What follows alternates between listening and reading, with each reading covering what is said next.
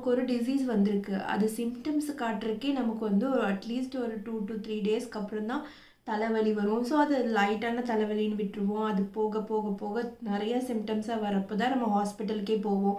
ஆனால் இப்போ பார்த்தீங்கன்னா நமக்கு இந்த சிம்டம்ஸு எல்லாம் தெரிஞ்சுக்கிட்டா தானே ஹாஸ்பிட்டல் போக முடியும். ஹாஸ்பிட்டல் போனதுக்கப்புறமும் நமக்கு பார்த்திங்கன்னா நம்மளோட ஆப்டிக்கல் பயாலஜிக்கல் செல்லில் பார்த்திங்கன்னா நமக்கு ஸ்கேன் பண்ணி ஏதாவது மேஜர் இஷ்யூனா அதில் நமக்கு சிம்டம்ஸை பார்த்துட்டு அதுக்கேற்ற மாதிரி ட்ரீட்மெண்ட் ஸ்டார்ட் பண்ணுவாங்க.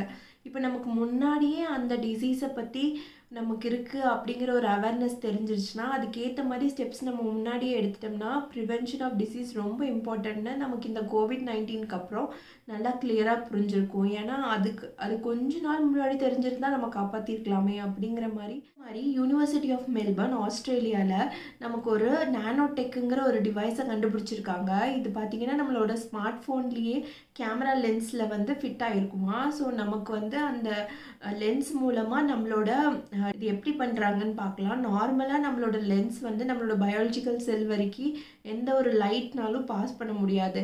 பட் அதுக்காக நமக்கு வந்து யூஸ் பண்ணுற டெக்னிக் பார்த்தி வந்து மெட்டா சர்ஃபேசஸ்னு ஒரு கான்செப்ட் யூஸ் பண்ணுறாங்க. அது என்ன பண்ணுன்னா நம்ம லைட் வந்து பாஸ் பண்ணுறப்போ லைட் ரிஃப்ராக்ட் ஆகாமல் போகாமல் அதை கண்ட்ரோல் பண்ணி அந்த லைட்டை பாஸ் பண்ண வச்சு அதுக்கேற்ற மாதிரி அதுக்குள்ளே இருக்க பயாலஜிக்கல் ஸ்கேலில் ஸ்கேன் பண்ணுற மாதிரி வச்சுருக்காங்க.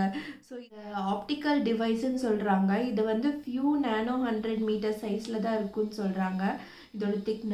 இதோட திக்னஸை யூஸ் பண்ணி என்ன பண்ணுதுன்னா நம்மளோட பயாலஜிக்கல் செல்லில் போயிட்டு நம்ம எப்படி ஸ்கேன் பண்ணுறோமோ நம்ம எப்படி அந்த பயாலஜிக்கல் செல்லை மைக்ரோஸ்கோப் மூலமாக பார்க்குறோமோ அதே வேலையை இது ஈஸியாக பண்ணி கொடுத்துருன்னு சொல்கிறாங்க. ஸோ இது இப்படி பண்ணுறனால நமக்கு வந்து ஏர்லி டயக்னோஸ் பண்ணலாம், டெத்ஸ் குறையும். ஸோ இந்த டிவைஸை வந்து ரொம்ப சீப்பரான ரேட்டுக்கு ஸ்டார்ட் பண்ணி சேல் பண்ணலான்னு இருக்காங்களாம். ஸோ இந்த டிவைஸ் இன்ட்ரடியூஸ் ஆனோடனே நான் கண்டிப்பாக அப்டேட் பண்ணுறேன். ஸோ இந்த மாதிரி மோர் வீடியோஸ் வேணும் என்னோடய சேனல் சப்ஸ்கிரைப் பண்ணிக்கோங்க. தேங்க்ஸ் ஃபார் வாட்சிங். Bye bye.